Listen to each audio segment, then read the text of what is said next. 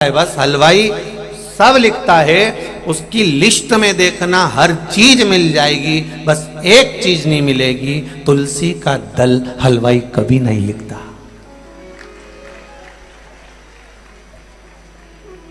और तुम्हारे यहां का हलवाई ने लिखा हो कभी तो पर्चा मुझे लाके जरूर दिखाना।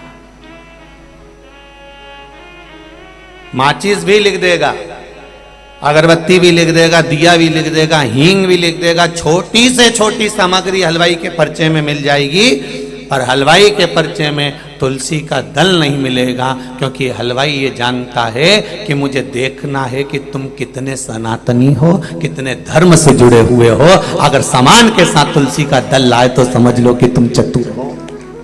वो नहीं लिखा,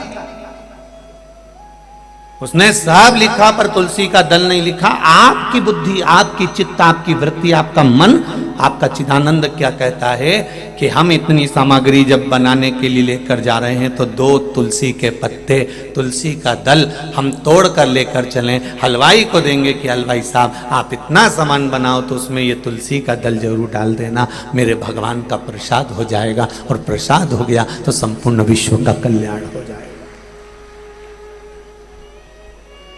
ये हमको सोचना है, ये हमको विचार करना है। हलवाई इस विचार पर नहीं जाएगा कि आपने तुलसी का दल लाए के, वो तो लिखेगा भी नहीं कि तुलसी का दल लेके आओ, वो तो लिख देगा हींग लियाओ, ने मेथी लियाओ, ने गरम मसाला लियाओ, ने ये लियाओ, ने इडली का मसाला लियाओ, ने सांभर का मसाला लियाओ, सब कुछ लिख देगा, पर वो तुलसी का दल नहीं लिख पाएगा। तुलसी के दल को हमें लिखना पड़ेगा। उसी तरह जैसे हनुमान जी महाराज लंका में गए, चारों तरफ उन्होंने लंका में देखा, जहां देखो वहां असुर नजर आ रहे थे, जहां देखो वहां राक्षस नजर आ रहे थे, जहां देखो वहां केवल योद्धा नजर आ रहे थे, जहां देखो वहां पर सब असुर ही असुर दिख रहे थे। पर हनुमान जी की दृष्टि अच्छी थी, उन्होंने कहा हलवाई ने पूरा पर्चा लिखा है पर तुलसी का दल नहीं लिखा, तुलसी का दल मुझे ले जाना पड़ेगा। तो हनुमान जी ने पूरी लंका में सबसे पहले तुलसी का दल ही ढूंढा, विभीषण का घर ढूंढा, विभीषण का घर ढूंढा उन्होंने सबसे पहले, तुलसी का दल ढूंढा उन्होंने सबसे पहले।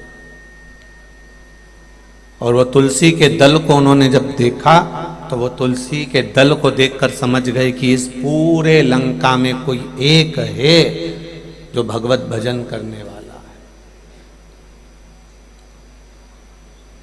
फिर क्या देखा हनुमान जी ने कि विभीषण की धर्म पत्नी शर्मा दिया लेकर आई है और तुलसी के क्यारे में लगा रही है।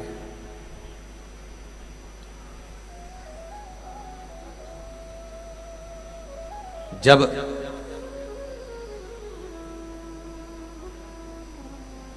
विभीषण की धर्म पत्नी शर्मा तुलसी के क्यारे में दिया लगा रही है तो हनुमान जी क्या देखते हैं कि उस समय पर कुंभकर्ण की धर्म पत्नी वहां पर ब्रज ज्वाला आकर खड़ी हो गई और उसने दिया उठाकर नीचे रख दिया। कुंभकर्ण की 3 धर्म पत्नियां थी, उसमें ब्रज ज्वाला सबसे बड़ी थी, फिर तड़ियात्मा, फिर तीसरे नंबर पर है करकटी। इस कुंभकर्ण की धर्मपत्नी ब्रज ज्वाला ने उस दिए को उठाकर नीचे रखा। अब कितनी बड़ी बात है, जरा ध्यान दीजिएगा कि वो राक्षस की पत्नी है, कुंभकर्ण की पत्नी, और ब्रज ज्वाला राजा बलि की लड़की भी है, एक रत्ना और एक ब्रजज्वाला।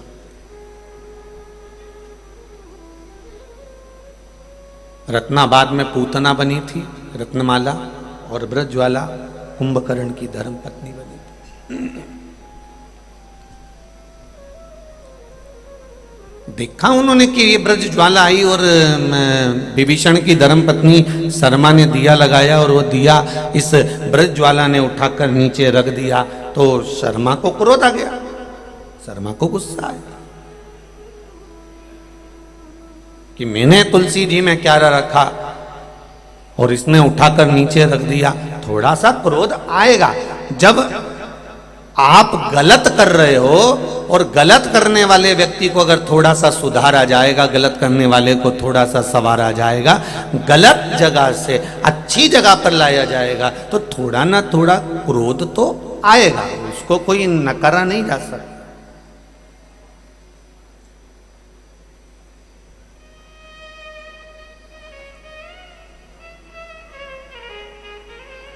आपकी होए चाहे हमारी होए, प्रत्येक मनुष्य के जिंदगी की शुरुआत,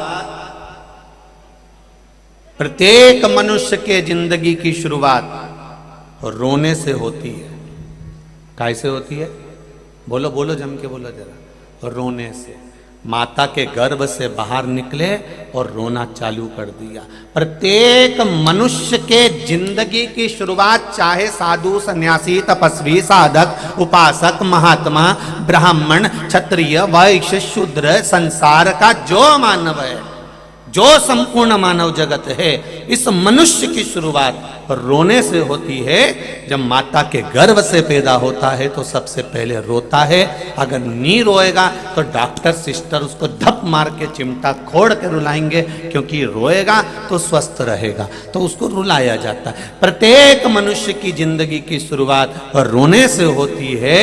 प्रत्येक मनुष्य का जीवन रोने से चालू होता है। जब परमात्मा ने ये लिख कर भेजा है कि तेरे जन्म पर तू रोएगा, तो फिर दुख आए तो टेंशन क्या लेना कि जरा जरा सी बात में रोना, क्योंकि हम ये जान जाएं कि जिंदगी की शुरुआत रोने से हुई है, कि तो थोड़े बहुत दुख से हमें रोना नहीं आना चाहिए, क्योंकि हमारी शुरुआत ही दुख से और रोने से प्रारंभ हुई है। तो क्या टेंशन है, क्या चिंता करना छोटे छोटे दुख की, थोड़े थोड़े तकलीफों की, थोड़े थोड़े कष्टों की। बाबा के भरोसे पर छोड़ दो।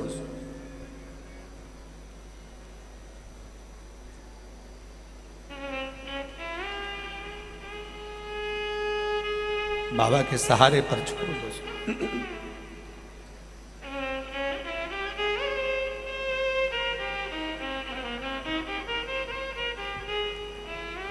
चाय में मक्खी गिर जाएगी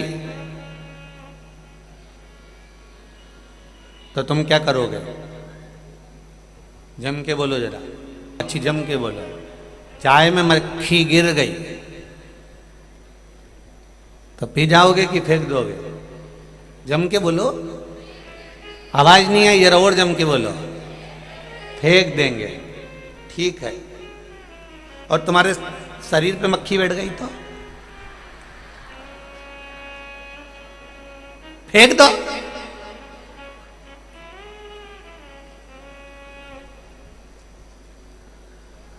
निर्णय ये नहीं है कि चाय में मक्खी गिर गई तो फेंकी जाए। मूल है चाय में मक्खी गिरी क्यों, तो सबसे मूल है कि हम चाय को ढक कर रखेंगे तो मक्खी चाय में नहीं गिरेगी। ये जब बेटियां अपने तन को ढक कर रखेगी तो कहीं की मक्खी गिर के बताए। चाय की प्याली को खोल कर रख रखा है और कहते हो कि चाय में मक्खी गिर गई तो हम चाय फेंक देंगे। इस शरीर पर अगर मक्खी बैठ जाए तो क्या शरीर को फेंक दोगे? मक्खी गिर क्यों रही है? मक्खी पहुंच क्यों रही है?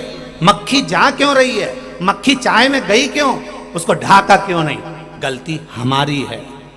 हमारे भीतर ना जाने कितने कितना कितना कितना कपट, पाप, छल, बेईमानी कितना भरा पड़ा है।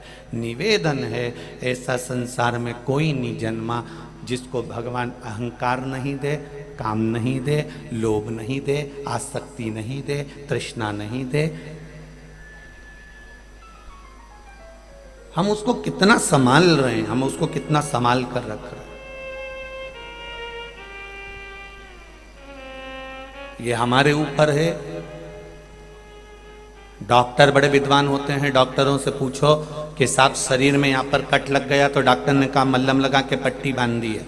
पट्टी क्यों बांधी डॉक्टर ने? क्योंकि डॉक्टर को मालूम है अगर खुला रहेगा, डॉक्टर को यह भी मालूम है कि खुला रहेगा तो जल्दी सूखेगा, पर उसने पट्टी केवल एक कारण से बांधी है कि इसमें मक्खी नहीं बैठे, मक्खी बैठेगी तो दिक्कत आएगी, इसलिए उसने पट्टी बांध कर रखा है। डॉक्टर भी समझदार होता है कि जहां कट लग गया, जहां पर बुरा लग गया, जहां पर घाव हो गया, वहां पट्टी बांध दी है। घाव अगर खुला छोड़ेगा तो जल्दी सूखेगा, ये डॉक्टर भी जानता है, पर उसने पट्टी इसलिए बांधी कि इसमें मक्खी ना बैठे। उसी तरह एक बात अपनी जिंदगी में उतार कर रखिए कि आप भी अपने तन पर अगर एक पल्लू, अपने तन पर वस्त्र अगर सही से धारण करोगे, इन टीवी चैनलों के माध्यम से, इन नाटकों को देखकर अपने वस्त्र मत बनवाओ। हमारा पुरातन जो वस्त्र का स्वरूप था, साड़ियाँ, उस पहनावे को पहनना प्रारंभ करो तो मक्खियाँ तुम पर झूमने वाली नहीं है, ये निश्चित है। इन मक्खियों को हम झूमने नहीं देंगे।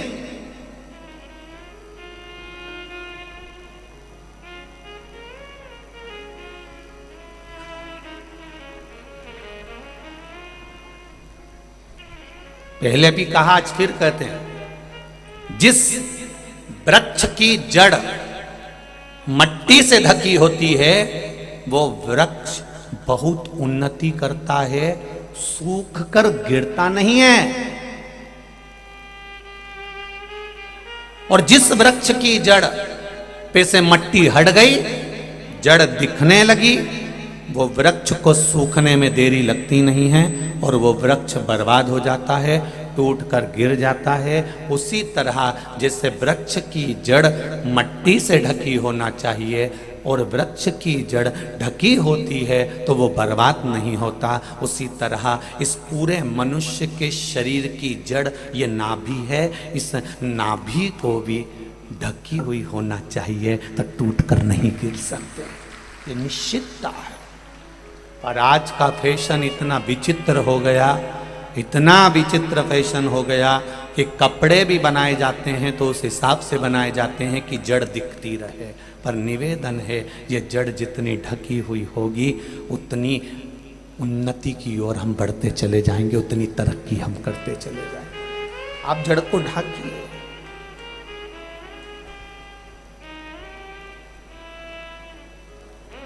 थोड़ा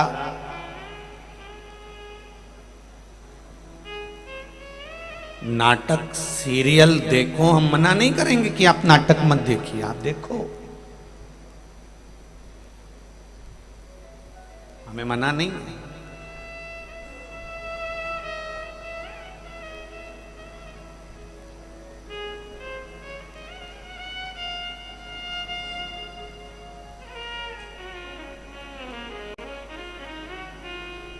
नाटक देखना है देखो, सीरियल देखना है देखो, खूब देखो, पर उन नाटक में से वस्त्र को छांटकर मत निकालो कि इन्होंने ऐसा वस्त्र पहना है। हाँ, कोई अच्छा राजस्थानी वस्त्र धारण करा हुआ हो, कोई हमारे मालवा का पहनावा, क्या जोरदार पहनावा है मालवा का, कोई साधारण नहीं है। इस पहनावे को अगर कोई पहना हो तो उसको हम धारण करें, उसको पहने।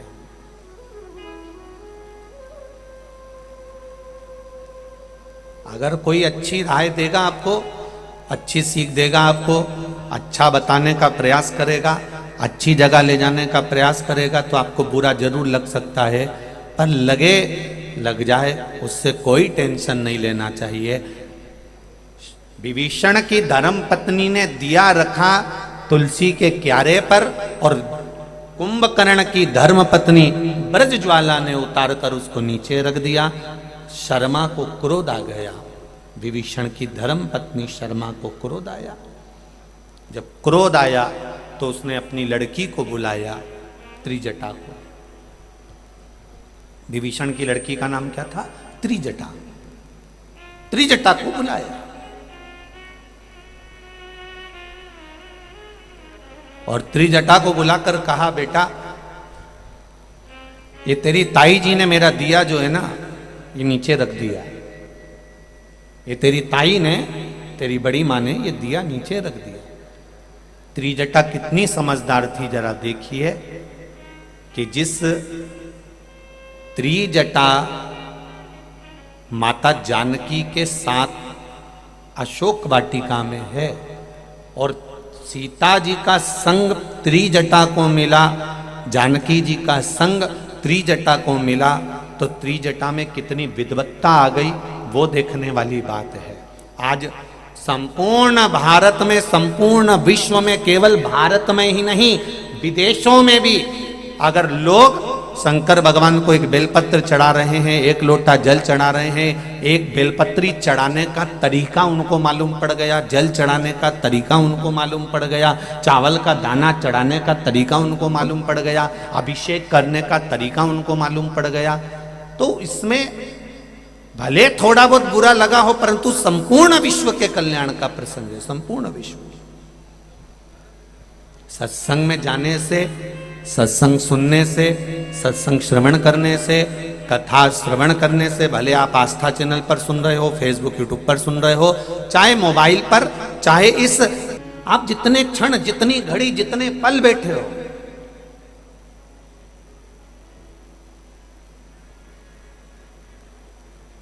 उतनी देर अगर सत्संग का थोड़ा सा भी असर आपकी जिंदगी में पहुंचा है तो उसका सुख मिलेगा।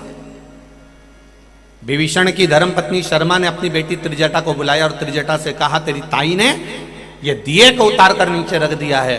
गुस्सा आ गया विभीषण की धर्मपत्नी शर्मा को, और विभीषण की धर्मपत्नी शर्मा को जब क्रोध आया तब उसने त्रिजटा को बुलाकर यह बात कही, कभी कभी जेठानी देवरानी को अगर ज्ञान दे तो उसको ले लेना चाहिए, कभी कभी देवरानी जेठानी को ज्ञान दे तो उसको ले लेना चाहिए। देवरानी का मतलब क्या होता है, जेठानी का मतलब क्या होता है, अगर हमारे सनातन धर्म की ओर हम चलें तो हम खोज कर निकालेंगे तो मालूम पड़ेगा कि देवरानी का मतलब क्या होता है। देवों के घर से भेजी हुई रानी, उसी का नाम है देवरानी।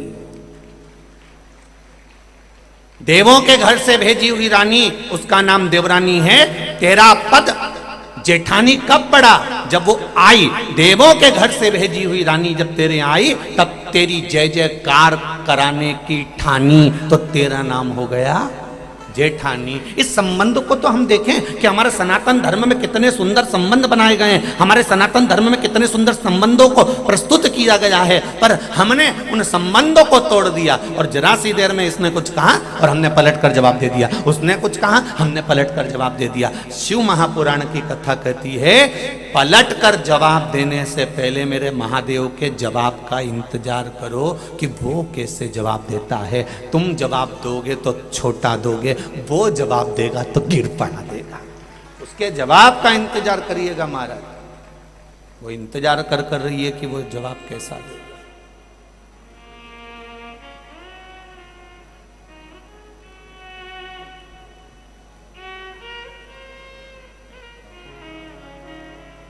उसके जवाब का इंतजार करिए। कितना कितना भाव से आप लोग कथा को श्रवण कर रहे हैं।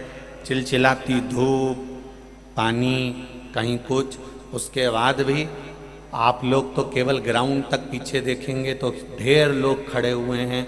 यहाँ तक तो ठीक है, मेन रोड पर जाकर देखिए तो मेन रोड के डिवाइडर पर भी लोग बैठकर कथा सुन रहे हैं। जहाँ जहाँ चोंगे लगे हैं वहाँ पेड़ों के नीचे माता इकट्ठी होकर कथा सुन रही हैं। ये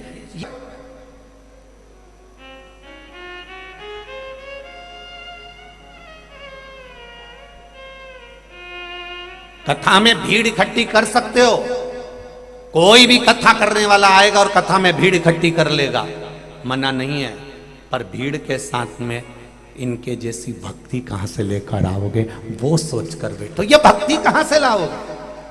जो अटूट भक्ति है शंकर जी के प्रति, प्रबल भक्ति, केवल शिव के लिए आश्रित, एक लोटा जल चढ़ाया और अपने काम के लिए निकल गए, एक बेलपत्री चढ़ाई और अपने काम के लिए निकल गए। मन में प्रसन्नता रखकर मेरा महादेव मेरे साथ है, दुख आया मेरा महादेव मेरे साथ में है, तकलीफ आई मेरा महादेव मेरे साथ में है, कष्ट आया मेरा महादेव मेरे साथ में है। तू क्यों टेंशन लेती है, तू क्यों चिंता करती है, मेरा महादेव मेरे साथ में है।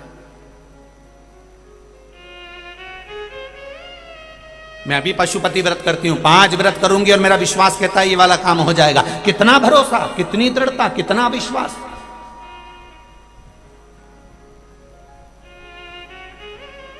और बोलो री जीजियों, आप लोगों ने पशुपति व्रत करे होंगे, जिस कार्य के लिए करे होंगे, बाबा ने दिया कि नहीं दिया?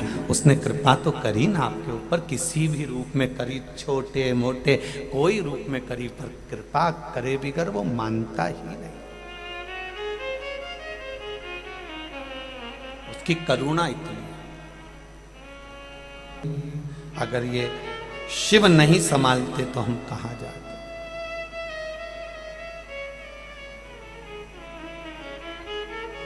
त्रिजटा ने आकर कहा, मां क्या हो गया? त्रिजटा ने पूछा, मां क्या हो गया? शर्मा ने कहा, विभीषण की धर्म पत्नी बोली, तेरी बड़ी मां ने ये दीप उठाकर नीचे रख दिया। त्रिजटा को माता जानकी ने जो सत्संग दिया था, वो सत्संग आज त्रिजटा के सामने आ गया। त्रिजटा ने क्या कहा अपनी मां शर्मा को? मां, कौशल्या माता के बेटे को कैकेयी माता वन भेज देती है और कौशल्या माता के मुख से एक शब्द नहीं निकलता। हो सकता है वन आने में राम जी का, कौशल्या मैया का कोई हित हो। जब कौशल्या जी के पुत्र को कैकेयी वन भेज देती है और कौशल्या मैया कुछ नहीं कहती है, तो मां, मैंने जानकी जी की सेवा कर कर, अशोक वाटिका में सीता की सेवा कर कर मैंने ये सीखा है कि अगर बड़े कुछ बता रहे हैं तो उसमें जरूर कुछ ना कुछ फायदा होगा। हम सीखें तो आखिर के क्या बोल रहे हैं?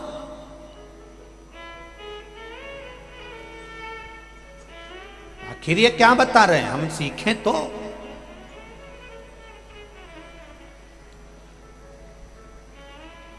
कोई ने तुमको कुछ करने से रोका और तुम्हें क्रोध आ गया,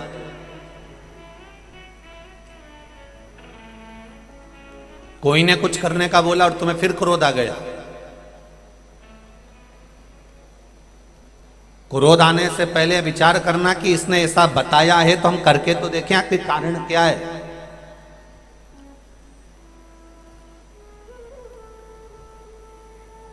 कारण क्या हो सकता है? त्रिजटा ने समझाया, जरा समझें मां, कि बड़ी मां ने हमारा तुलसी के क्यारे के दीप को नीचे क्यों रखा, हम समझें तो सही। और फिर बताया कि इसका मां, ओ मां,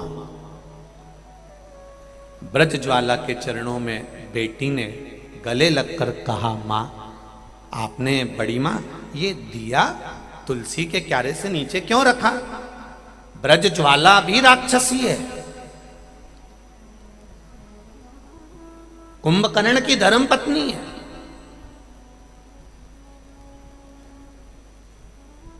राजा बलि की बेटी है।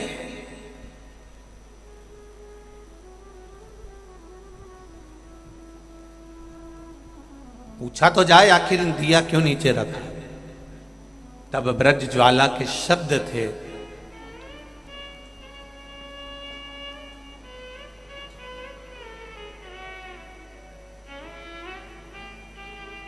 मेरे पिता राजा बलि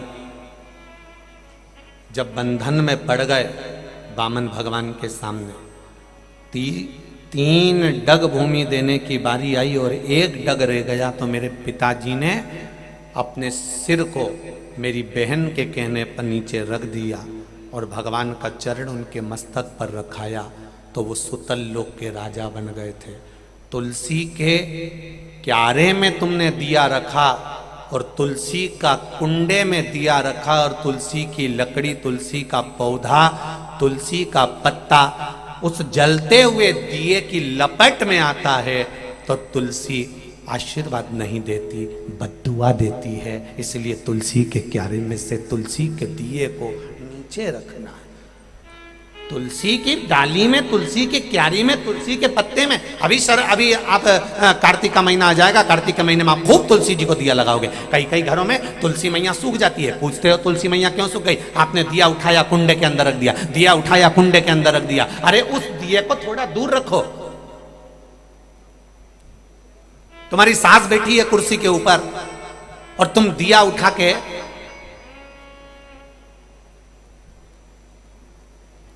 जहां सास बैठी है, अच्छी बढ़िया लहंगा महंगा पहन के उसी के पाँव में, उसी के कुर्सी के पास में बिल्कुल दिया रख दो तो सास भी कह देगी कि और ये आग लगाएगी क्या, सास भी कह देगी। तुलसी मैया बोलती नहीं तो इसका मतलब ये थोड़ी ना कि हम तुलसी का जो कुंडा है उसी के अंदर दिया रख दें, उससे थोड़ा दूर, उससे थोड़ा नीचे। और कई लोगों की गलतियां हमने देखी है, कई लोगों की गलतियां देखी है। थोड़ा कहेंगे तो आप लोगों को लगेगा कि सियोर वाला महाराज फिर बोल दिया। गलतियां कई लोगों की देखी है कि आप लोग जो भगवान को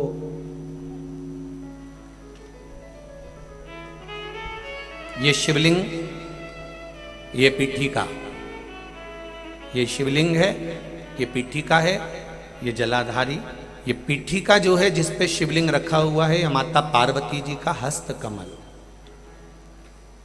कई लोग कहते हैं हम भगवान का पशुपति व्रत करते हैं, हमने ये व्रत करा वो व्रत करा, उसका फल क्यों नहीं मिला, वो फल क्यों नहीं मिल रहा? उसका कारण केवल इतना सा है कि तुमने जो प्रसाद के 3 हिस्से करे वो तीनों हिस्से इस पीठिका पर रख दिए, या दिया जलाकर इस पीठिका पर रख दिया, या नारियल इस पीठिका पर रख दिया, फल इस पीठिका पर रख दिया, सामान इस पीठिका पर रख दिया। ये पीठिका जिस पर भगवान शंकर का शिवलिंग रखा है, ये पार्वती जी का हस्त कमल है। इसको अच्छे से समझ लो, ये माता जानकी जी का हस्त कमल है, माता पार्वती का स्थान है। दिया इस पर मत रखना। 3 हिस्से प्रसाद के करे तो जमीन पर करो, इसके ऊपर रखकर नहीं। 3 हिस्से में से 1 हिस्सा भी इसके ऊपर नहीं रखाना चाहिए। भोग भी लगाओ तो नीचे रखो, उसके ऊपर नहीं, पीठिका पर नहीं।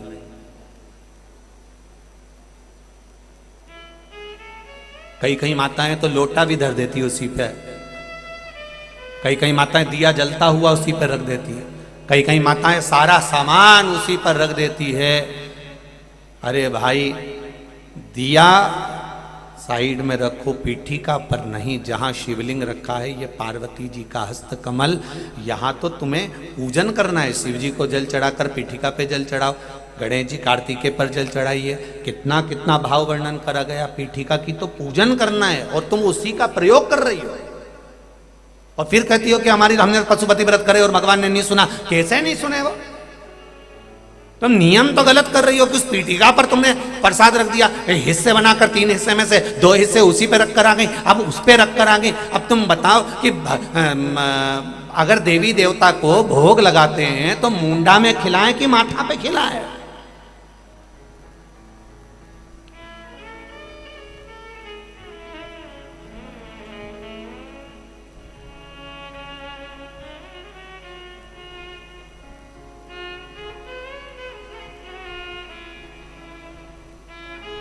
कोई भी सामग्री पीठिका पर नहीं रखना। पूजन करो, जल चढ़ाओ, फूल चढ़ाओ, बेलपत्री चढ़ाओ, कुंकू चढ़ाओ, तुम्हारी मर्जी पड़े चंदन चढ़ाओ, लाल चंदन चढ़ाओ, पीला चंदन चढ़ाओ, तुम्हारा मन पड़े वैसा तुम भगवान की आराधना करो। पर पीठिका पर कोई ऐसी वस्तु ना रखे जिससे पीठिका पर रखा हुआ सामग्री के कारण भगवान का अपमान हो जाए, माता का अपमान हो जाए। भगवान शंकर का शिवलिंग केवल शिवलिंग नहीं होता, वहां शिव और शक्ति तीनों विराजमान होते हैं, दोनों विराजमान होते हैं। और ब्रह्मा विष्णु महेश तीनों उस रूप में विराजित होते हैं। 33 कोटि देवी देवता वहां विराजित होते हैं। और ऐसा नहीं है कि आपने गलती नहीं करी होगी, गलती मनुष्य ही करता है। और मानव का पुतला है, गलती तो हर मानव से होती है, चाहे आप हो चाहे हम हो। संसार में कोई अच्छा पैदा नहीं हुआ कि इसने कोई गलती नहीं करी होगी। गलती करो, खूब करो।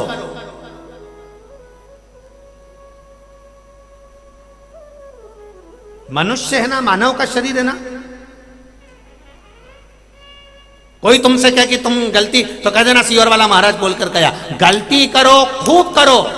पर शिव महापुराण की कथा कहती है, गलती करो, खूब करो, पर किसी का गलत मत करो। बस शंकर की कथा यह कह रही है। गलती करोगे चल जाएगा, ऊपर मुंह दिखाओगे माना जाएगा। गलती करोगे स्वीकार हो जाएगा, क्योंकि यह मनुष्य का शरीर है, ये गलती नहीं करेगा तो कौन करेगा। अपन कोई बहुत बड़े बहुत विद्वान तो है नहीं कि अपन गलती नहीं करेंगे। गलती करो, खूब करो, पर किसी का जिंदगी में गलत, जम के बोलो, मत करो। गलती स्वीकार हो जाएगी पर किसी का किया हुआ गलत स्वीकार नहीं होगा। किसी को धक्का दे दिया, किसी के लिए अपशब्द कह दिया, किसी को ताने दे दिए, किसी को गाली दे दी, किसी का बुरा कर दिया, आप गलती करो तो ये शरीर स्वीकृत करेगा।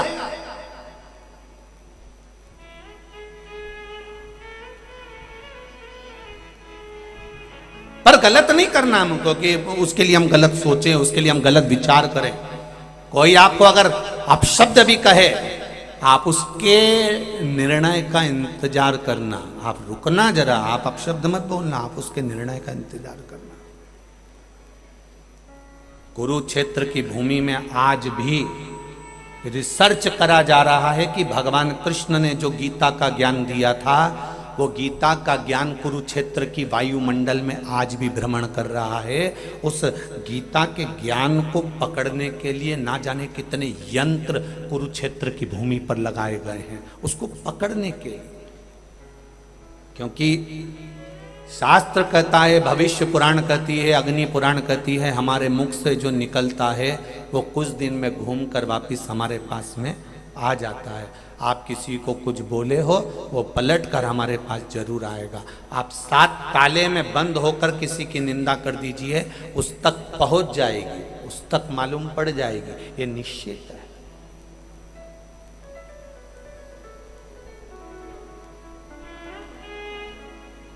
एक निश्चितता है।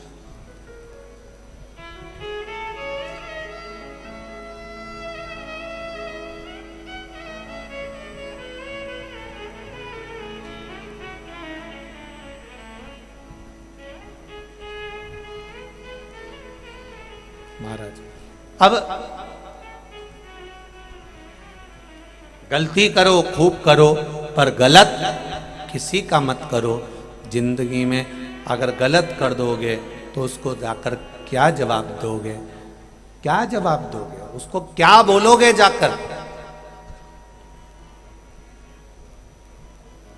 परीक्षा 2 तरह से होती है मेरी बहनों, मेरे भाई, और जितने लोग इस कथा को सुन रहे हैं यहां से लेकर आस्था चैनल और फेसबुक यूट्यूब तक, परीक्षा 2 तरह की होती है, एक लिखित परीक्षा, एक मौखिक परीक्षा। बोलो सही है गलत है? परीक्षा 2 तरह की होती है, एक लिखित परीक्षा होती है, एक मौखिक परीक्षा होती है।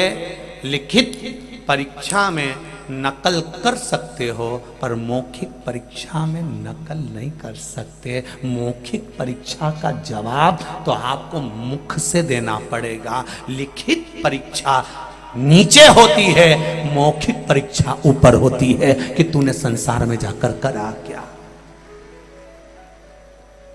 तुम्हारे रिजल्ट की शीट मेरे वैकुंठ अधिपति के पास में होगी, मेरे शंकर भगवान के पास, मेरे नारायण, मेरे राम, मेरे ब्रह्मा, मेरे कृष्ण, मेरे शिव के पास होगी।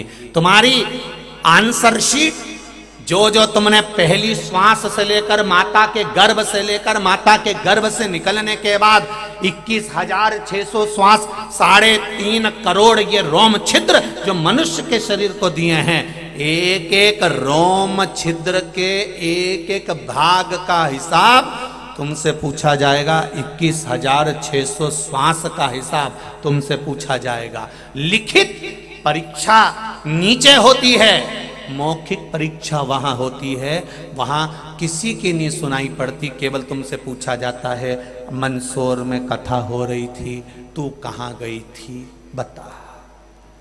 अब तुम कितना भी झूठ बोल लो कि मेरे घर में मेहमान आ गए थे तो ऐसा हो गया, इतनी देर में तो यमराज ने फिर पूरी लिस्ट पढ़ा दी। आंसर शीट उसी के पास था, टिक लगाना था केवल, तो उसने देख लिया झूठेलन बाई कैंसिल, उसने तुरंत क्रॉस बना दिया। आंसर शीट उसी के पास।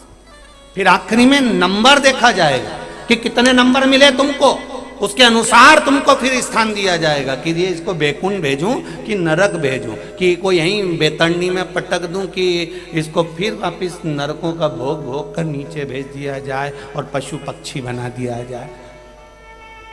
पूछेगा वो।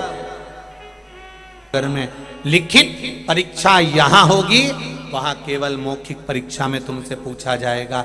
बोलते जाओ धर्मराज इसने क्या करा, मृत्यु लोक में गया था, क्या करा इसने, कोई दान, कोई पुण्य, कोई सत्कर्म करा? तब चिल्ला कर कहेगा जीव मैंने दान करा था, देख लो इतनी सारी प्रॉपर्टी जोड़ी थी, सारी की सारी बेटाओं को दान करके आ गया। इतने में तो यमराज कहेगा अरे ओ बेरू, कौन सा तू दूसरे को देकर आता, औलाद को तो तेरे मरने पे वैसे ही मिल रहा है। मरने के बाद किसको मिली वो दान में नहीं लिखा गया। तुम्हारी कमाई में से दुकान पर बैठकर जो कमा रहे थे, परिवार में बैठकर जो कमा रहे थे, अपने हाथ से निकाल कर क्या दिया, दान वो कहलाता है। मरने के बाद गुलाब जामुन दान नहीं कहलाएगी। सुन लो रे मंसूर वालों अच्छे से, मरने के बाद दी गई गुलाब जामुन ने, लड्डू ने, पेड़ा ने, 16 श्राद्ध में फोटो नीचे रख के धूप लगा के ने पूड़ी और खीर बना के फोटो में चिपका दी। इसको दान नहीं किया जाएगा। दान किसको कहा जाता है? जो अपने हाथों से दिया जाए, अपने हाथों से। एक बात आप सबसे पूछना चाहूंगा, बेटियां कोर्ट में खड़ी होकर अपनी प्रॉपर्टी का हिस्सा ले, वो अच्छा लगेगा कि बाप अपने हाथों से दे दे, वो अच्छा लगेगा? बोलो री जी जी, बोलो बोलो जरा जम के बोलो रे। माता पिता अपने हाथ से जीते जी अपनी बहन बेटियों को, गौ माता को जो दे दे, गाय के चारे में एक रोटी निकाल कर दे दी, वो दान हो गया। चलते चलती दुकान में, चलती चलते काम में से जो तुमने निकाल कर दे दिया, वो दान है, वो धर्म है, वो पुण्य है। मरने के बाद कोई गीता जी दे दे, चाहे गोमुखी माला दे दे, चाहे लोटा दे दे, चाहे आसन दे दे, ये सब अपनी जगह पर है, पर दान वही कहलाया जो तुमने अपने हाथों से दिया, जो तुमने अपने हाथों से दिया।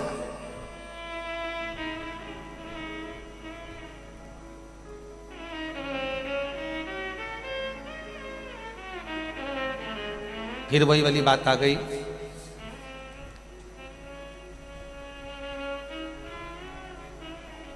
जब तक ये शरीर चले और तुम्हारे घर में चले, तब तक सब अच्छे काम कर लो। दुनिया के जितने अच्छे काम है सब कर लो। जब तक ये शरीर चले और तुम्हारे घर में चले, तब तक दुनिया के सारे अच्छे काम, दान, धर्म, पुण्य, सत्कर्म, भजन, कीर्तन सब कर लो। क्यों? क्योंकि जब शरीर चलना बंद हो जाएगा और तुम्हारे घर में चलना बंद हो जाएगी, तब तुम कोई अच्छा काम नहीं कर पाओगे। बच्चों से कहोगे तो भी वो करने नहीं देंगे। क्यों? बर्बाद में लगी है माँ। क्या करेगी अब बुढ़ापे में तीर्थ जाके, शरीर से बन नहीं रहा। क्या करोगी कथा में जाकर, इतनी भीड़ पड़ रही है। क्या करोगी वहां वृंदावन जाकर? लोग कहेंगे शरीर चले और तुम्हारे घर में चले, जब तक तुम्हारा रुतबा है, छोरा 10 रुपए देकर आ, छोरा गाय को रोटी देकर आ, छोरा जा गौ माता की सेवा कर करा, छोरा जा राष्ट्र सेवा कर करा। तुम्हारे घर में चले और तुम्हारा जब तक शरीर चले सब अच्छे काम कर। इसके बाद में कोई गारंटी नहीं कि तुम्हारा शरीर और तुम्हारे द्वारा कुछ अच्छा हो सके। हम तो बहुओं से भी कहेंगे, कई बहुएं इस अंदाजे में बैठी है, मेरा छोरा को पढ़ा लूँ, लिखा लूँ, इनका अव्वल बना दूँ, इनके लिए सब अच्छा कर दूँ, डॉक्टर बना दूँ, इंजीनियर बना दूँ। बनाओ, पर साथ में आसक्ति से दूर होकर। डॉक्टर बनाओ बेटे को, इंजीनियर बनाओ बेटों को, बच्चों को खूब पढ़ाओ, पर पढ़ाने के साथ में उनको संस्कारवान बनाओ। साथ में ये सिखाओ, हमारे घर में मेहमान आए प्रणाम करो, काका जी आए प्रणाम करो, चाचा जी हैं प्रणाम करो, दादाजी हैं प्रणाम करो। हमें बारंबार प्रणाम का भाव उसमें व्यक्त किया जाए, बारंबार। समझाया जाए उनको। और जो सुख फिर आनंद का होगा महाराज, जो सुख, जो सुख आनंद।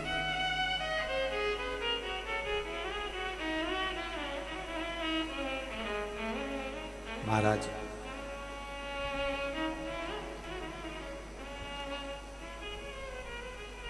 जब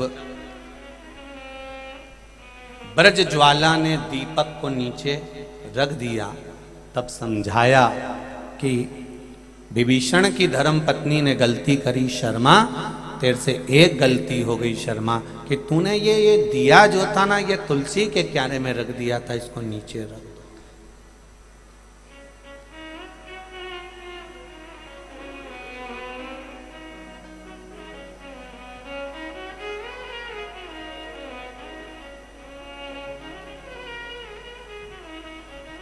तब उसे ज्ञात हुआ, तब उसे समझ में आया। महाराज ब्रज ज्वाला के स्मरण में, ये चित्त वृत्ति में ये बात पहुंच गई, शर्मा की चित्त वृत्ति में भी यह बात पहुंच गई। मैं गलत सोच रही थी कि मेरी जेठानी मुझे समझाने आई है, मेरी जेठानी मुझे बताने आई है। कोई जब समझाता है ना, हमको बुरा जरूर लगता है। सास जब बोलती है ना बहू को कि बेटा ऐसा मत करो, उसमें सास का कोई हित नहीं होता।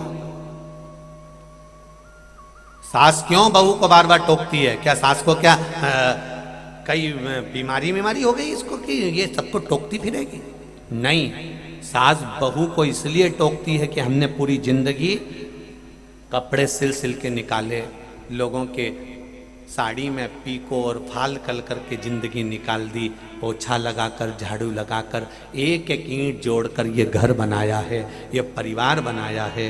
बेटा ज़्यादा दाल बन गई फेंक दोगी, हमने इतनी सी दाल खाकर अपनी जिंदगी निकाली है, हमने दो रोटी पर अपना जीवन निकाला है। सास बहू को क्यों टोकती है?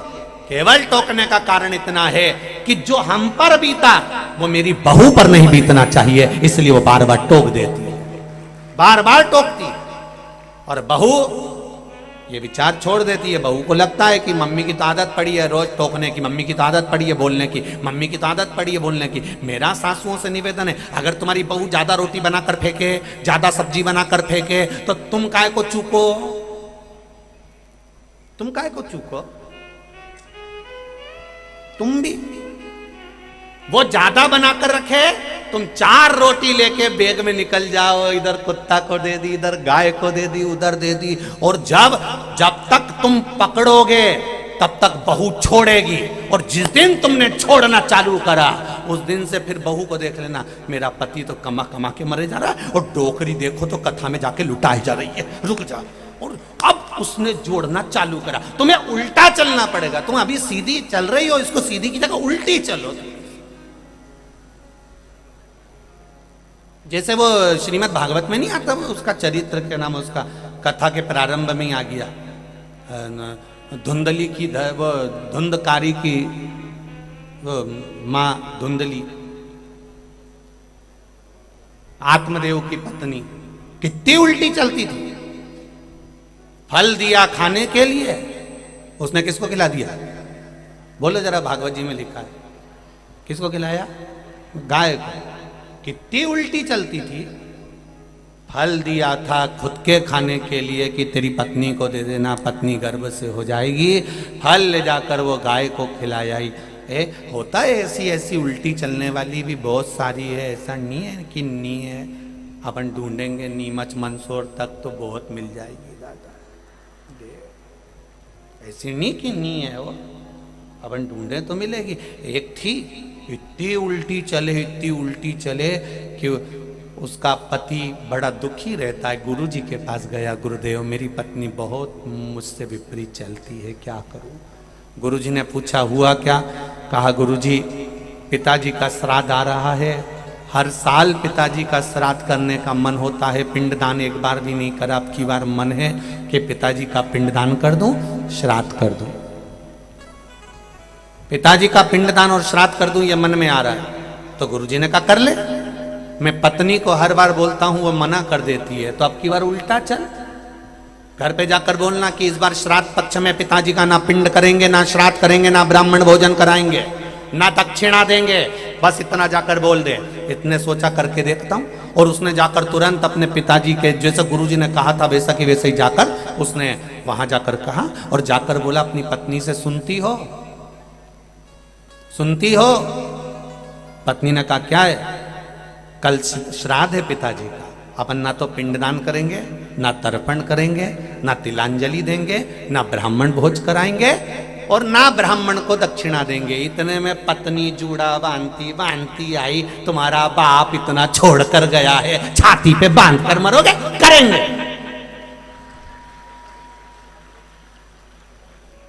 पति इतना खुश हो गया अंदर से, भगवान गजब करा, गजब, 35 साल में पहली बार इसने हाँ भरी। गुरुजी का वचन याद आ गया, हर चीज में उल्टा चलना, सीधा मत चलना। पत्नी बोली जाओ पंडित जी को नोट कर आओ, पिंडदान करवाओ और ब्राह्मण का भोजन कराओ और दक्षिणा दो। उसने पंडित जी नोट दिए, पंडित जी पूजन कराने आ गए, पिंडदान हुआ। पिंडदान होकर गुरुजी ने कहा था उल्टे बोलते जाना, और ये पिंड पूरे के पूरे बनकर पूजन होकर जब विसर्जन के लिए जाने लगा तो अपनी पत्नी से कहकर जा रहा है, मैं पिताजी के पिंड को गंगा जी में विसर्जन कर कर अब भी आया। इतने में पत्नी बोली, तुम्हारे बाप ने कोई अच्छा काम नहीं कर दिया था जो विसर्जन करने गंगा जी में जाओगे, नल्ली में पटका। अब इसको यहां उल्टा बोलना था कि पिताजी के पिंड को मैं नल्ली में पटकने जा रहा हूं, तो वो गंगा में पटकवा दी। इसने यहां सीधा बोल दिया। अब इतने में तो पत्नी ने कहा लाओ मेरे को दो और मेरे साथ चलो और पटक दिया नल्ले में, और नल्ले में पिंड पटकवा दिए। बड़ी दुखी हुआ बेचारा, गुरुजी के पास गया, गुरुजी ऐसी उल्टी पत्नी के साथ मैं नहीं रह सकता, मेरा पीछा छुड़ा दो गुरुजी, मैं तुम्हारे चरण को धोख लगाऊं। गुरुजी बोले चिंता मत कर, इससे पीछा ऐसे छूटने वाला नहीं है। तो कैसे छूटेगा गुरुजी? गुरुजी बोले इसको हरिद्वार ले जा गंगा नहवाने। क्या कभी नहीं गई और ना जाए? तो तू उल्टा चलना, तू कह दे कि सारा गांव का लोग गंगा नहाने जा रहा है, अपन नहीं जाएंगे, वो जाएगी, और जैसा मैं बताऊं वैसा कर लेना। उसने गुरुजी ने बता दिया ठीक है, अब इसको गंगा जी, इसने जाकर का सुनो सारे गांव के लोग श्राद्ध पक्ष में गंगा नहाने जा रहे हैं, पर मेरे को दुकान से फुर्सत नहीं मिल रही, मैं नहीं जाऊंगा। पत्नी बोली कैसे नहीं जाओगे? 40 साल में मुझे कहां घुमाने लेगा? गंगा जी नहाने जाएंगे, जरूर जाएंगे, चलो मेरे साथ। और गंगा जी नहाने चले गए। और गुरुजी ने कहा था जैसे ये गंगा नहाने नीचे जाए, और ये गंगा नहाने के लिए जैसे ही नीचे गई, और गुरुजी ने जैसा बोला था इसने वैसा बोलना चालू कर दिया, आगे मत जाना।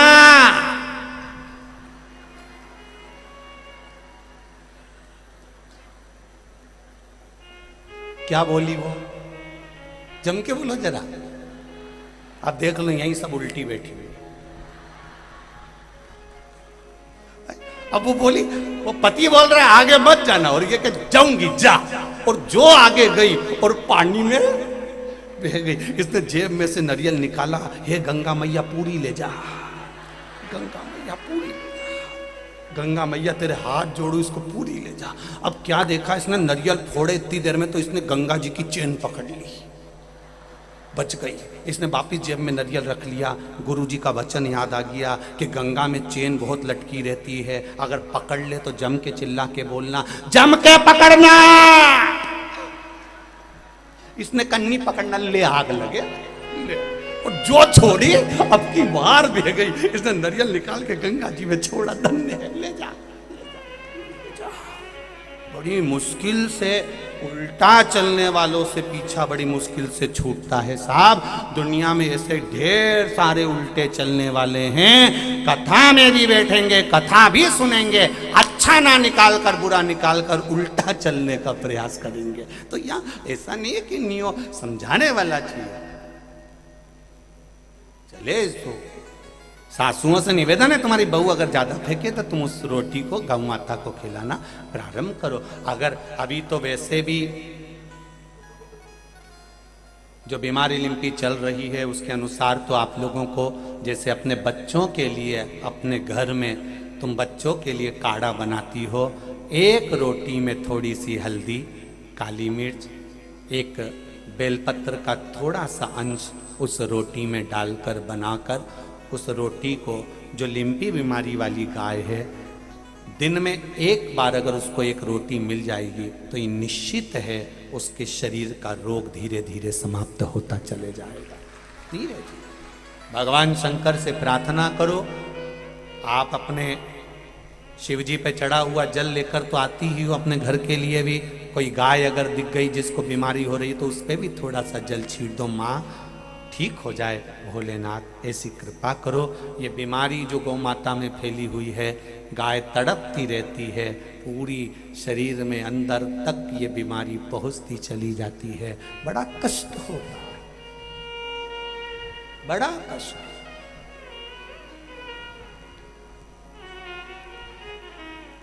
हम तो आप लोगों से केवल निवेदन कर सकते हैं कि घर का कचरा भी अगर फेंको, गीला कचरा अगर आपके घर में है, कोई सब्जी का कचरा आपके घर में है तो उसको पॉलीथीन में बांध कर मत फेंको।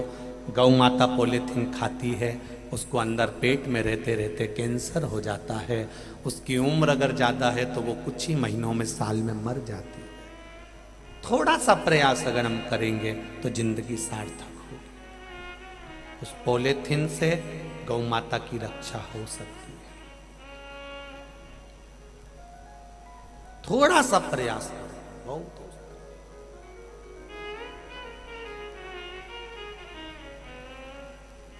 नदी नाले पर जाओ, पवित्र नदियों में अगर स्नान करने जा रहे हो, पवित्र नदियों में अगर पहुंच रहे हो तो वहां पर पॉलीथीन, नहाने से पहले अगर घाट पर जितनी पॉलीथीन पड़ी हो उसको उठाकर कहीं डस्टबिन में या उसको नष्ट करने का प्रयास करो। उसके बाद पवित्र नदी में स्नान करो तो गंगा मैया भी चौगुना वर प्रदान करेगी कि इसने मेरे घाट को शुद्ध करा, इसने मेरे घाट को शुद्ध किया। थोड़ा सा प्रयास,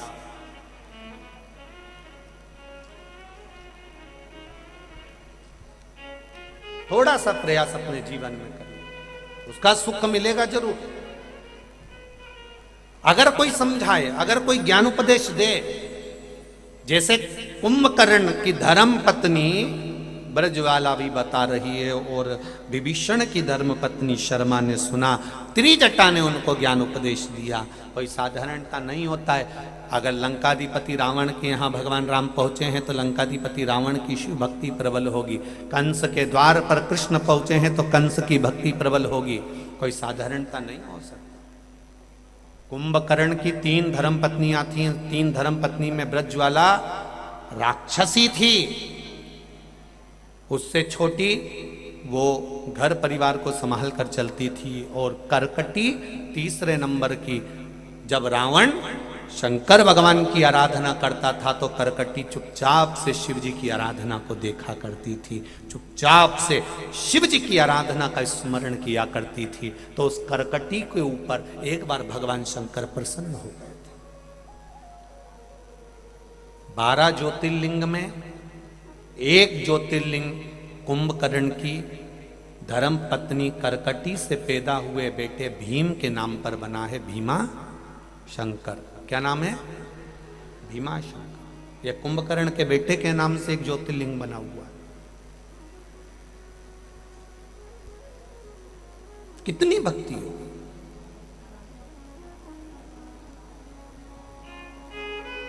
और इस संसार में अगर इस घोर कलयुग में हम शंकर जी की आराधना कर रहे हैं, ये कलयुग साधारण थोड़ी ना, कितना घोर कलयुग है। उस घोर कलयुग में आज के समय में व्यक्ति को फुर्सत नहीं, दुकान से, घर से, परिवार से, कुटुंब से, नातों से, रिश्तों से एक क्षण की फुर्सत नहीं है। उसके बाद भी अगर आप इतनी संख्या में शिव महापुराण की कथा को श्रवण कर रहे हो, टीवी चैनल के माध्यम से सुन रहे हो, तो हम तो कहेंगे ये कलयुग नहीं है, ये भगवान शंकर की कृपा से शिव युग आकर समाहित हो गया है। इस कलयुग में शिव युग आ गया है। ये साधारण नहीं हो सकता, साधारण।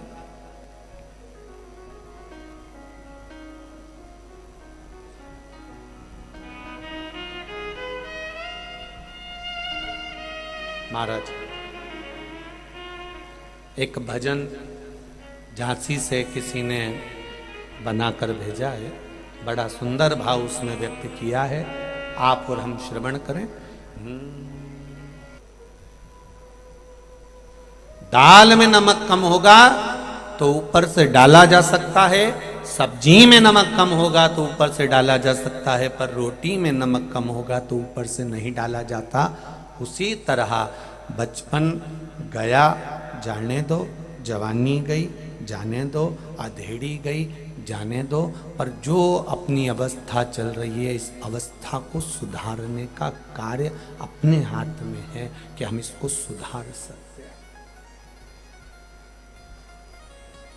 रोटी एक बार बन गई फिर उसमें नमक ऊपर से नहीं डाल सकते, पर दाल और सब्जी में तो डाल सकते हैं। उसी तरह हम तीर्थ करने केदारनाथ, बद्रीनाथ, रामेश्वरम, जगन्नाथ, द्वारका 12 ज्योतिर्लिंग नहीं जा सकते, अर्थात हम रोटी में नमक नहीं डाल सकते, इतनी दूर दूर नहीं जा सकते, तो कम से कम अपनी जो दाल है अपने क्षेत्र में अगर कथा हो तो थोड़ा सा नमक अर्थात थोड़ा सा जाकर बैठ जाओ, यही जिंदगी का सुख प्राप्त हो जाए। नहीं जा सकते अपन, अपनी सामर्थ्यता नहीं कि हम इतना खर्च कर सकें, हम इतनी दूर जा सकें, लगा सकें, इतनी व्यवस्था कर सकें, नहीं है अपनी सामर्थ्यता। अपन थोड़ा तो कर सकते हैं।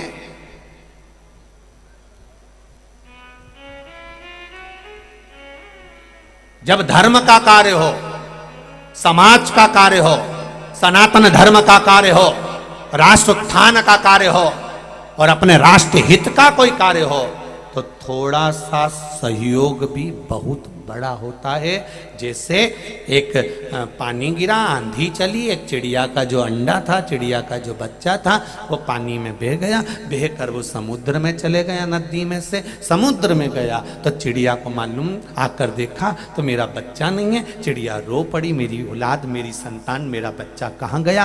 किसी ने कहा आंधी चली थी, तूफान आया था, बच्चा नीचे गिर गया, पानी में बहकर नदी में, नदी से बहकर समुद्र में गया, तो मेरा बच्चा कहाँ मिलेगा? समुद्र में। चिड़िया दौड़ते दौड़ते समुद्र के पास गई, समुद्र से कहा समुद्र देवता मेरा बच्चा दे दीजिए। समुद्र कहाँ सुनने वाला? वो समुद्र जब राम जी की नहीं सुना, आखिरी में सुना, तो वो समुद्र इतनी जल्दी चिड़िया की सुन लेगा? चिड़िया हाथ जोड़ती रही, पांव जोड़ती रही, पर नहीं, समुद्र ने चिड़िया का बच्चा नहीं दिया।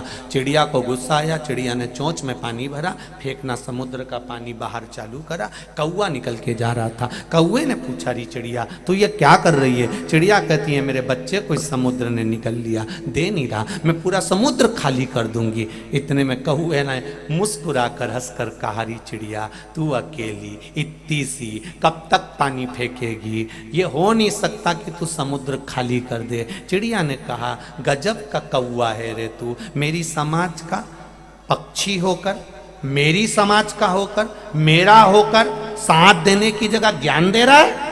साथ देना हो तो दे, नहीं तो जा यहां से, कहीं दूसरी जगह बैठ जा और जा मरा हुआ कुत्ता खा, इसके सिवा कुछ नहीं तेरे हाथ में। कौवे को बुरा लग गया, कौवे ने भी चोंच में पानी भर के फेंकना चालू करा।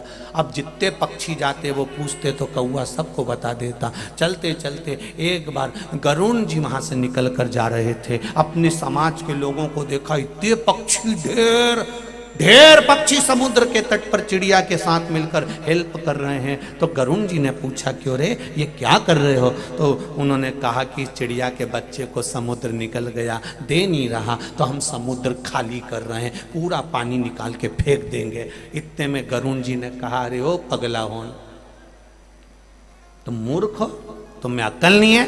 इतना बड़ा समुद्र कोई खाली होता है? जिंदगी निकल जाएगी तो भी खाली नहीं होगा।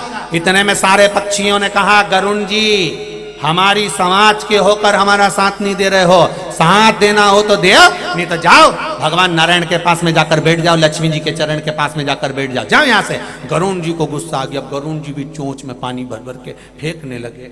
4 दिन से ड्राइवर नहीं आया।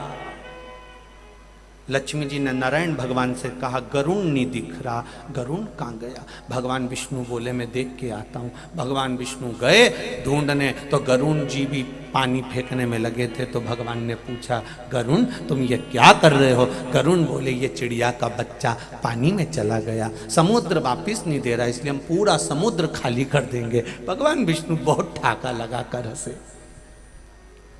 भगवान विष्णु ने ठाका लगाकर हंसे और हंसते से कहा गरुण ये कभी भूतो न भविष्यते, कभी नहीं हो सकता कि तुम समुद्र खाली कर दो। इतने में गरुण जी ने कहा ओ महाराज देना हो तो साथ दो, वरना जाओ लक्ष्मी जी से चरण दब्बा लो। जाओ यहां से, ज्ञान मत देना, देना है तो साथ देना। इतने में नारायण जी को बुरा लग गया, नारायण जी ने सुदर्शन चक्र उठाया, अभी समुद्र को सुखा देता हूं, और समुद्र चरणों में आकर गिर गया। प्रभु आप बताओ क्या करना है? भगवान ने कहा इसकी चिड़िया के बच्चे को लाकर दे दो। एक छोटी सी चिड़िया पूरे समुद्र को खाली करने का बल रखती है, तो एक सनातनी पूरे राष्ट्र का उत्थान करने का बल रखता है। कहां जाओगे? दुनिया में ज्ञान देने वाले बहुत मिलेंगे, क्यों कथा करवा रहे हो? किसने कहा था? ढेर लगा कर रखा है, जनता वहां बैठी हुई है, ऐसा हो रहा है वैसा हो रहा है। जो साथ देने वाले होंगे वो आगे बढ़कर साथ देंगे। जैसे संपूर्ण पत्रकार, संपूर्ण मीडिया को एक बार जोरदार ताली बजाकर धन्यवाद दो, साथ दे रही है। आगे बढ़ बढ़कर अपने अखबारों में, आगे बढ़ बढ़कर सोशल मीडिया में, हमारे मंदसौर में कथा हो रही है, ऐसी कथा जो आनंद का सुख दे जाए। ये मीडिया, ये सोशल मीडिया, ये पत्रकार संघ जो आपको साथ दे रहा है। और कहीं कहीं के ऐसे भी होंगे जो दिन रात कथा में से केवल बुराइयां छांटते रहेंगे, छांटते रहेंगे, छांटते रहेंगे। इन कौओं को कहीं ले जाके श्राद्ध का भोजन करा दो। ये कौए हैं, इनको जब तक छीतड़ा खाने को नहीं मिलता ना, समिति वाले इनको कुछ खाने को नहीं देंगे, तब तक ये अच्छा नहीं लिखने वाले। इन कौओं को तो श्राद्ध के भोजन में पटकिया, और फिर कहते हैं कि सियोर वाला महाराज बहुत गड़बड़ गड़बड़ बोलता है। नहीं, नारियल दूं तुमको लिफाफे के साथ।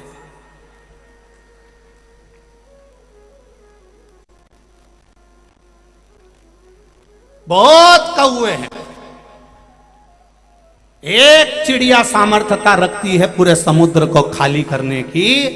अगर पूरा नगर, पूरा शहर, मेरे नवयुवक बेटियां, मेरे बेटे, मेरी भाई, मेरी बहन, मेरी माताएं जब इकट्ठी होती हैं, तो जब यहां से निकलती है तो लगता है कि कोई राष्ट्र का उत्थान होने वाला है, कोई आनंद छाने वाला। सहजता क्या होगी?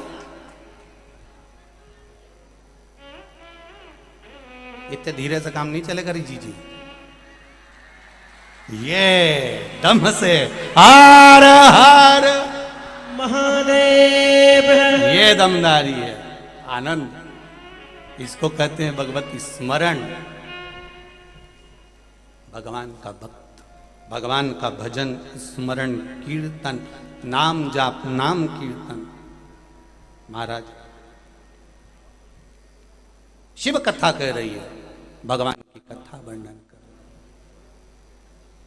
कुंभकर्ण की धर्म पत्नी करकटी, करकटी का मन चित्त शिव जी के मात्र दर्शन में लगा रहा। केवल दर्शन मात्र है, केवल दर्शन मात्र।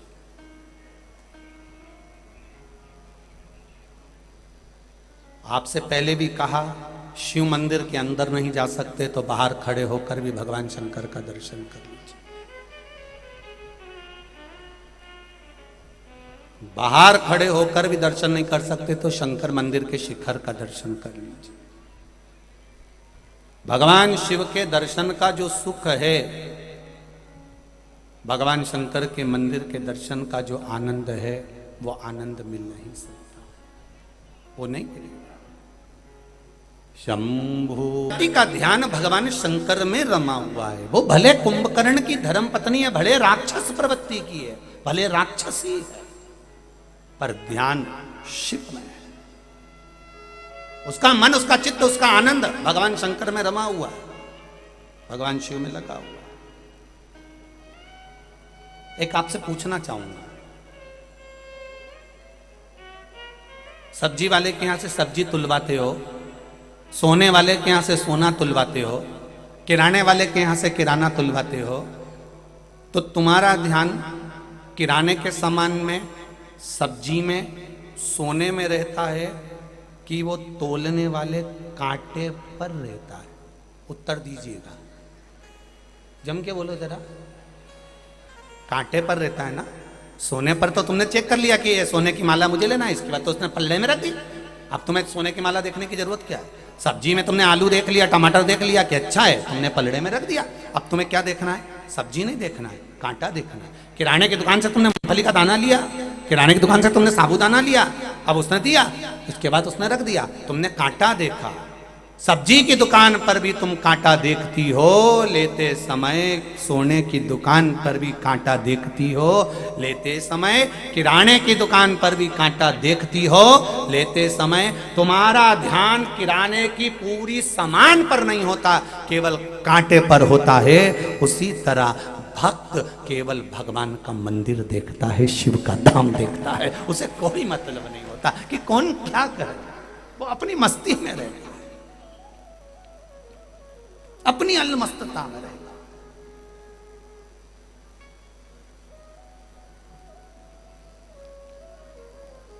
आप अच्छा ढूंढो, अच्छा मिलेगा। संपूर्ण ब्रह्मांड में कोई भगवान ने बुरा बनाया ही नहीं, पूरे ब्रह्मांड में भगवान ने पूरा बनाया ही नहीं, किसी को भी, सबको छाट बीन के बनाया। क्यों? इतनी माताएं बैठी हैं, आप अपने कमरे में अटाला रखती हो क्या?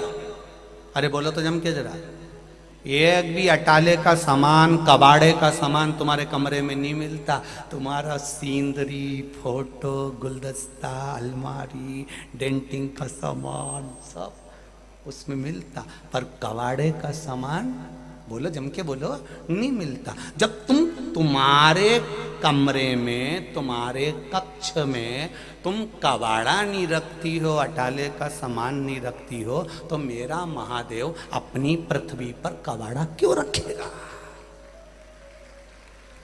एक भी कबाड़ा भगवान ने नहीं रखा। जिसको पैदा करता है, अगर हाथ से भी विकलांग हुआ तो भगवान एक गुण देकर पैदा करता है, अंधा भी हुआ तो उसको एक गुण देकर पैदा करता है, लंगड़ा भी हुआ तो उसको एक गुण देकर पैदा करता है। अगर कोई पढ़ा लिखा नहीं भी है तो भी भगवान उसको गुण देकर पैदा करता है। भगवान कुछ ना कुछ ऐसा गुण दे ही देता है जिससे उसके जीवन का वो उत्थान कर सके, उसके जीवन को वो आगे बढ़ा सके। ऐसा परमात्मा किसी को अटाले जैसा नहीं रखता, भगवान सबको श्रेष्ठ बनाकर पैदा कर, सबको श्रेष्ठ।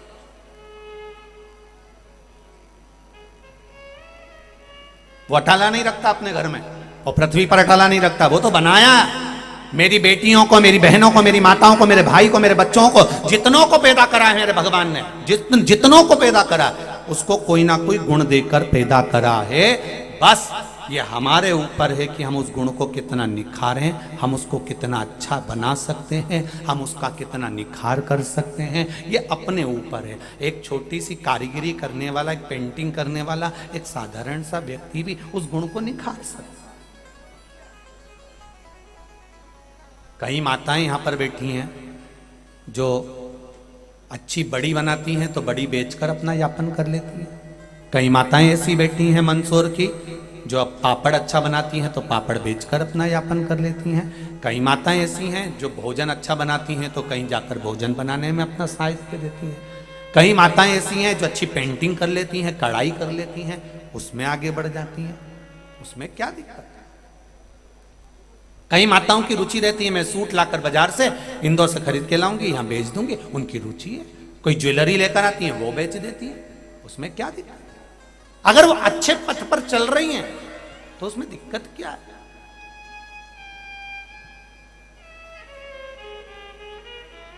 भगवान ने सबको गुणवान बनाकर पैदा करा है, सबको गुण दिया है। ऐसा कोई व्यक्ति नहीं है जिसको भगवान ने गुण नहीं दिया, सबको दिया। अब उसको आप प्रयोग में ले लो तो अच्छी बात है। कहीं कहीं का अपने गुण का प्रयोग करता है, गया शादी करने के लिए, विवाह करने के लिए, और बिल्कुल मंडप में पहुंचा और मंडप में पहुंचकर तुरंत आवाज लगा कर कह दिया, शादी एक शर्त पर करूंगा, पहले मुझे 4 व्हीलर गाड़ी चाहिए।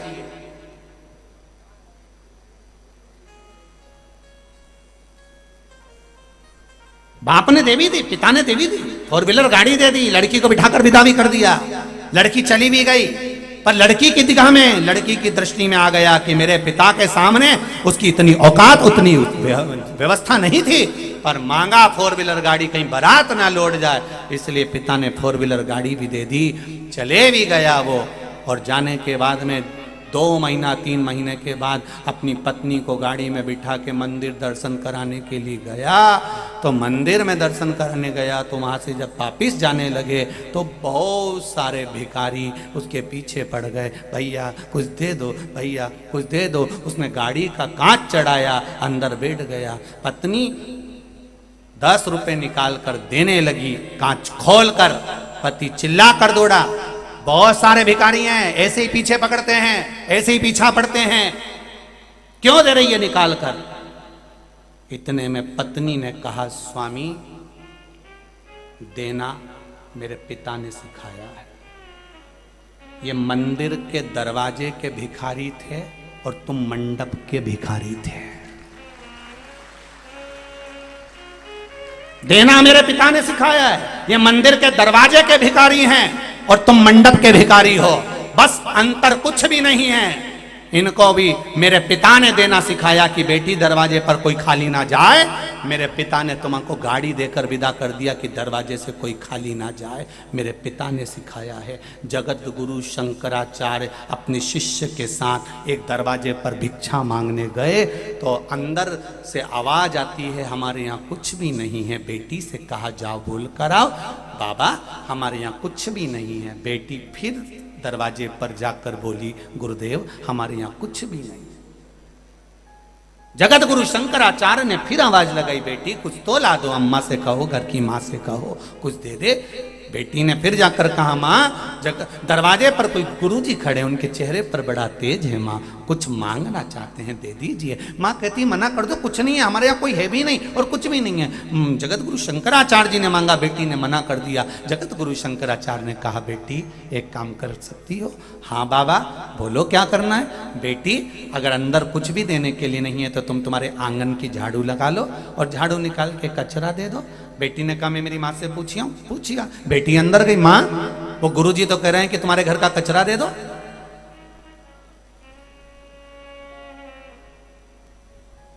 तुम्हारे घर का कचरा दे दीजिए। माँ ने कहा, दे दे, अच्छा है पीछा छूटेगा। बेटी ने झाड़ू लगाई, कचरा उठाया, जगत गुरु शंकराचार्य जी के पात्र में झोली में दे दिया। जगत गुरु शंकराचार्य जी ने कचरा लिया, लेकर आगे बढ़े, कचरे को फेंक दिया। शिष्य ने पूछा, गुरुजी तुमने कचरा क्यों मांगा? कचरा क्यों मांगा? गुरुजी अगर कचरा फेंकना ही था तो फिर मांगने का कारण क्या था? जगत गुरु शंकराचार्य जी ने अपने शिष्य से कहा, बेटा उसकी मां ने उसको नाना करने की आदत डाली थी। मैंने भले कचरा लिया पर उसकी आदत तो हो गई देने की। अगर आज ना करने की आदत बन गई ना कि नहीं है नहीं है नहीं है, तो ये शादी करके जिस घर में जाएगी ना, हर बात में एक ही बात कहेगी, चाय की पत्ती नहीं है, शक्कर नहीं है, दाल नहीं है, चावल नहीं है, नई नई करती रहेगी। और जो देती हुई आई है ना, वो हमेशा कहेगी, कुछ नहीं तो थोड़ा तो रखा है, आप टेंशन मत लेना, 4 लोगों को जिमा कर भेज सकती है।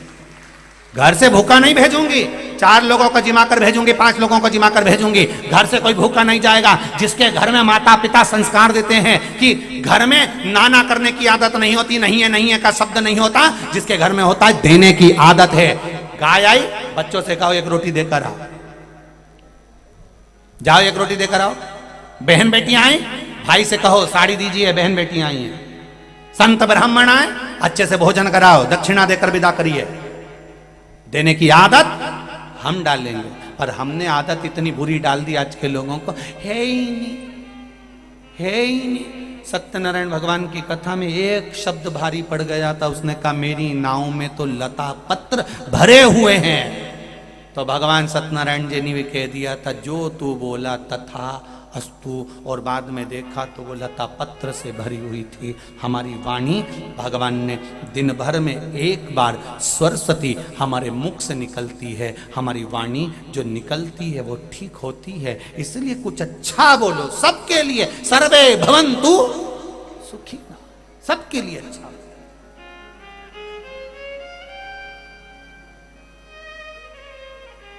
हम बुरा देखने में ना लगे, हम अच्छा देखने में। शिव कथा कह,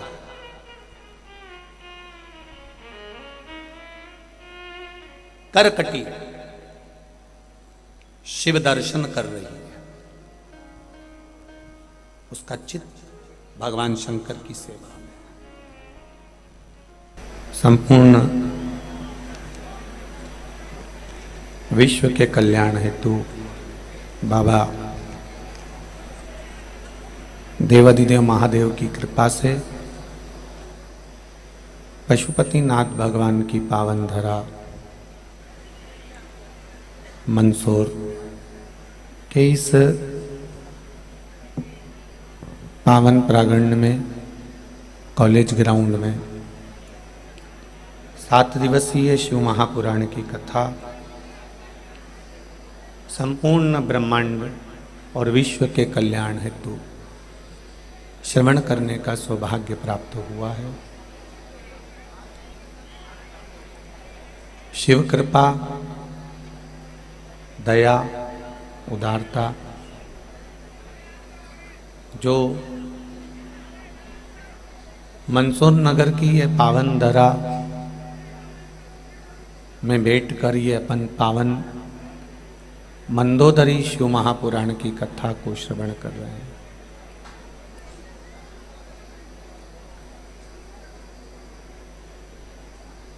कथा मंडप में विराजमान सभी संत, साधु, ब्राह्मण जन, गुरुजनों को नमन करते हुए कथा के मुख्य यजमान श्रीमान प्रहलाद जी राम गोपाल जी काबरा, श्रीमान राजेश कुमार कारूलाल जी सोनी, श्रीमान मोहन जी जमटमल जी मेघनानी, श्रीमान सूरत प्रकाश जी ठाकुर नरेंद्र सिंह जी तोमर, श्रीमान हरीश जी, महेश जी, रम्मू जी, श्री सत्यनारायण जी, शालिग्राम जी गर्ग, केडिया परिवार। आयोजन समिति के अध्यक्ष एवं मुख्य यजमान श्री प्रदीप जी कन्नड़ीवाल परिवार। ये सेवा भारती का एक लक्ष्य रखकर ये शिव महापुराण की कथा को रखा गया।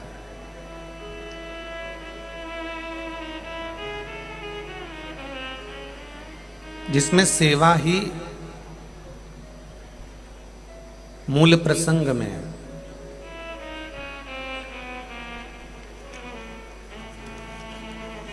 जो जीवन का एक आनंद, सुख प्रदान करने वाली है।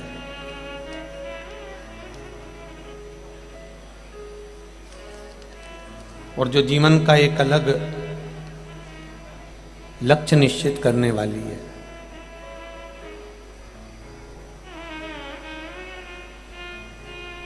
मानव का शरीर मिले और मानव की देह प्राप्त होने के बाद यदि हम कहीं सत्संग में पहुंच जाएं और वहां कुछ क्षण के लिए, कुछ देर के लिए अगर बैठ जाएं तो ये प्रभु कृपा ही समझना।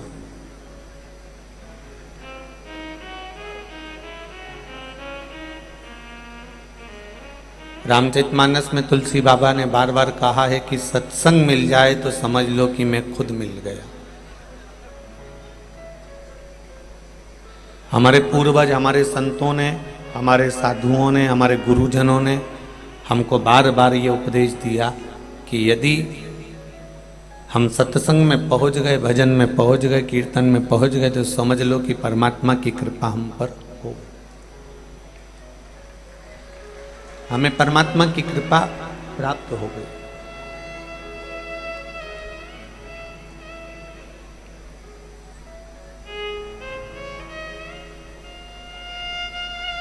हलवाई जब भोजन का पर्चा देता है तो उसमें सारा सामान लिख देता है। कितनी गैस की टंकी लगेगी, कितना बड़ा बड़ा नंबर का लगेगा, कितना गैस का भट्टा लगेगा, कितना गैस का चूल्हा लगेगा।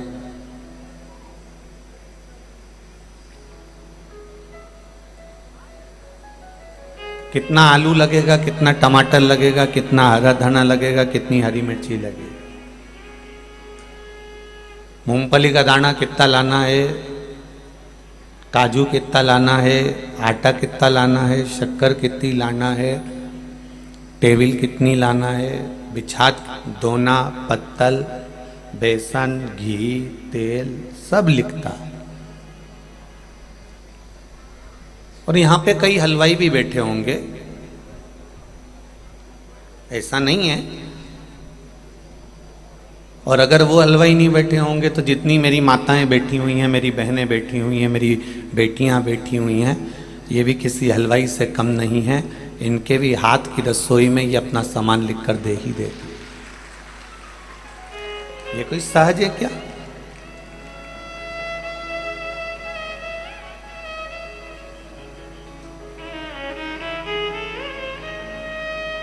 कितनी कस्तूरी मेथी डलेगी, कितनी मिर्ची डलेगी, कितना धनिया डलेगा, कितना गरम मसाला डलेगा, कितना चाट मसाला, कितना जीरामन डलेगा। हलवाई पूरे पर्चे में एक एक चीज लिख कर दे देता है, एक एक चीज पर कामा लगा देता है, क्वांटिटी लिख देता है, सामग्री लिख देता है। बोलो जी जी सही है कि गलत है? लिखता है कि नहीं लिखता? जब अपने यहाँ कोई कार्य होता है, फंक्शन होता है, तो सब लिख कर दे देता है।